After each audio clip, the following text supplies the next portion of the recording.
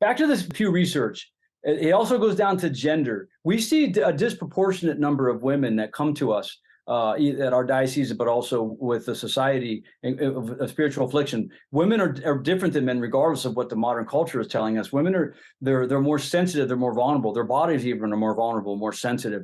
And so women are more religious by nature and more spiritual. But the article also breaks down gender, that women are more likely than men to identify with religion and also to engage in religious practices. This is like when I go to the Blessed Sacrament and I see a room and there's men there, I'm like, yeah, you know what I mean? It's good that we're not the only, and guys need to see other guys out there praying, yielding, bending their knee before the Lord of Lords and King of Kings, right? Absolutely. So women are also more likely to hold New Age beliefs, all four measures, the belief in psychics, reincarnation, astrology, and spiritual energy. That spiritual energy can be found in objects. Larger shares of women than men subscribe to these beliefs, and overall, 7 in 10 women hold at least one New Age belief, compared to 55% of women.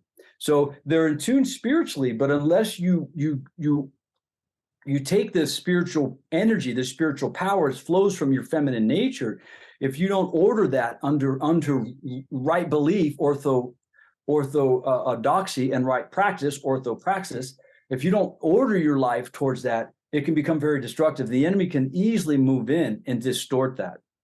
Absolutely, sir. Yeah, I when you're talking about that right now, what was ringing in my head was the fact is that as men we drop the ball, especially even with women. I mean, if we're looking at those doorways, going back to the doorways, we're either opening the doors up to the inferno room, which is all the seven deadly sins right there that are gonna cripple you, or you're gonna have a nice domestic church inside your house. And I think that right there is where that's not being practiced as much anymore, because what we're going away from it, and we're starting to believe. Even a lot of men that I've met, right away, they're like, what's your astrological sign? What I'm looking at them, I'm going, I like to use that dumb joke, oh, dinosaur. Well, that's not one. I go, neither is nothing that you believe in either. It's all nonsense. Yeah. One of the things that opens doors, again, occult practices, is sin. Sin is an open door, right? Yeah. I mean, let's just, you know what I mean? Sin is an open door. And so every time you commit sin, particularly grave sins, you draw that force to you. You draw that demon to you.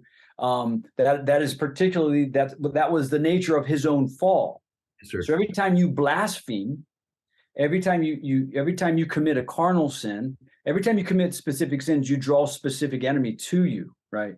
Right. And now open doors can be made through other people. It's a whole other topic. I mean, through curses, through physical and sexual abuse can become open doors, particularly when it's done by a family member or your father or someone that was in authority over you. That can also be an open door. And a lot of people who have gone suffered sexual violence, trauma, molestation, that can become an open door because it creates this vulnerability.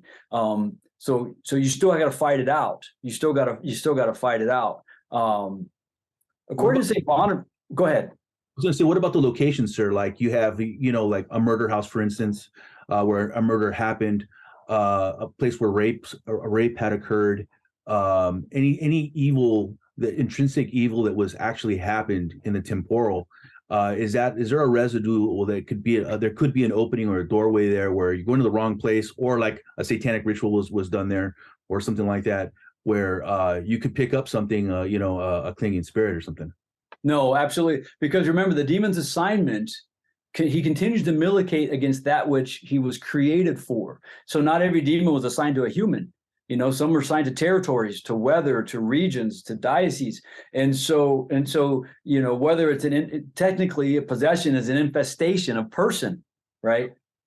Versus an infestation of place. So there's demons that infest places. This is a Gerasene demoniac when he begged Jesus, do not send me out of this territory or this region. That's a military word. The word is for outpost. This is my outpost. This is my assignment. I am bound here. I'm stuck here. I'm drawn here. So demons are very territorial. And so when grave acts, I mean, I would not want to, buy a house or live in an apartment that had an abortion clinic underneath it at one time, because those places are going to keep the presence of the enemy. No different than, for example, the when a church is desacralized, when it's no longer being used for sacred purposes, there's a ritual that takes place because that place is set apart. The demons understand sacred space. They understand space and territory and the sacredness of space, and they're going to hold there. And we see, for example, you can read it's a whole show in and of itself. We should do this. But the demon on Brownsville Road, you can read about this. This guy his family moves in, buys a house. The diocese sent a priest in there that wouldn't go in because his mystic or seer, so-called, was saying what he could pray and couldn't go in. And so this went on for several years until they brought in an exorcist from New York that came in and did the ritual and drove the demon out in a matter of weeks. So, but that place was murders committed, abortions committed. It was also a burial ground for a Native American tribe in that area. So there was a lot of history there that the demon holds on. That's his space, and he must be driven out through the natural law, assertion of natural law rights, which you have as head of household, and also if it's grave and institutional in this case, then the assertion of the rights of the church through the authority of the local bishop, who has jurisdictional authority even over the temporal things in his area.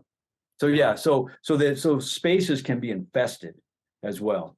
There's a difference between an infestation of place and a purgative soul that comes to visit. It's very rare, by the way. It's very rare. Even Charles Borromeo, St. Charles Borromeo, and the Prenatunda to the rite of exorcism in the old ritual says, if a demon presents himself as a purgative soul, ignore him. Okay, so it's very extremely rare. Although we know it does happen on occasion. God sends a soul back in reparation to ask for prayers for some grave sin that took place there. But that's usually the case. He's just there to ask for prayer, and usually when you pray, it ceases and subsides and goes away. But when it's a diabolic infestation, the more you pray, the worse it gets. It's more destructive. You can, there's all the things I described from Father Belmonte, those things. There's division in the house. There's all this high emotionality, dread, fear. All these things come with infestation. And again, just as you can have an open door in your soul, into your family, into your diocese, into your workplace, into the government, you can have it in place. That was a great question. Yeah, it's funny. You just went back to what happened with that Ouija board in the we were talking about it earlier. How something like that could actually happen with a bunch of kids around and they just start playing and all of a sudden they start feeling the effects of it. That just kind of blew my mind right now. Yeah, no, because again, the demon doesn't care. If his assignment is here, he's going to work that assignment. He's a true warrior. He's going to do whatever he was commanded to do. Right. Wow. And the angels again, they're there to help us. They're there to work with us. They're there to assist us through these things and give us discernment. Jesse told the story. They're doing a movie kind of based on some of the incidents in Jesse's life. And he went down to the Satanic Temple in Los Angeles and he was going to go in there and look at it. And he's like, I ain't afraid. And he goes in, the door's open. He gets to the door and he sees people prostrate before these images, dark, macabre images, okay, of skulls and other things. And he's like, I ain't scared. I'm Jesse Romero, right? I mean, 67-0 kickboxer, professional fighter and all that. I'm Jesse Romero. I mean, I got swag. I got swagger. And he said he walked into the door and it was like this huge chest, hand shiver and pushed him back. So he was like, no, I'm going back in. He walks back. He gets it again. He said it threw him back. And then he got mad. He thought this was diabolic resistance. He gets a little closer. He gets up to the door. He said he got pushed back about 10 feet in the air.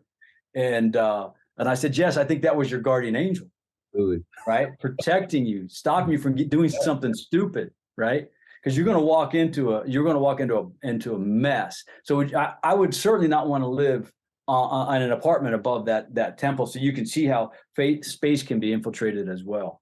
Absolutely. That place was probably spiritually trapped of some kind, Oh yeah. Yeah.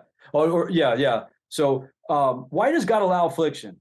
That I'll wrap up with this, and I'll get your take. Give us something positive to go away with.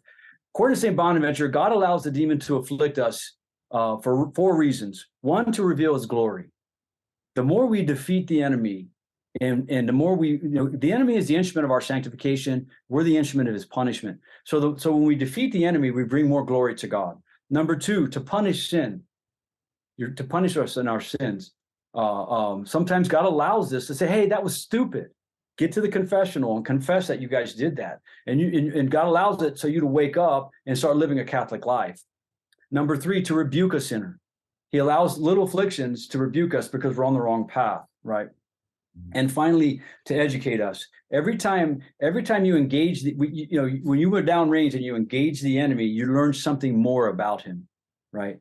You learn something about his tactics, his techniques. And after a while, the enemy became very predictable, right? Very predictable in Gulf War. But when we went back, they changed tactics and strategy, but they again became predictable, right? The Right. funneling you guys into kill zones, you foot guys, going door to door, right? So what are some of the things that guys can do, the listeners, men and women? What are some of the takeaways from the military? What are some of the takeaways you think, if you had 30 seconds to say, these are what we need most Catholics to do? I would in light of what we're talking about, open doors. I would say, men, first of all, it's your responsibility in your home, the guys that are married. In your home, you are responsible for the defense of your home, your family, protecting it every way possible. As a soldier, I would say use every weapon the Catholic Church gives you against them, because that's the only way that I know from experience that would help. Yeah. I mean, the same would apply to a parish priest, right? Absolutely, sir. Yeah. So staying vigilant is absolutely critical. Using the weapons. There's a Vietnam book written by Tim O'Brien, well-written book called "The Things They Carried." The things they carried, and one of the things that we carry as Roman Catholics. We need to use those things that are carried in our backpacks. All right, there's the music. I hear the Apache chatter, and we'll see you guys next week, same time, same cab time, same cab channel.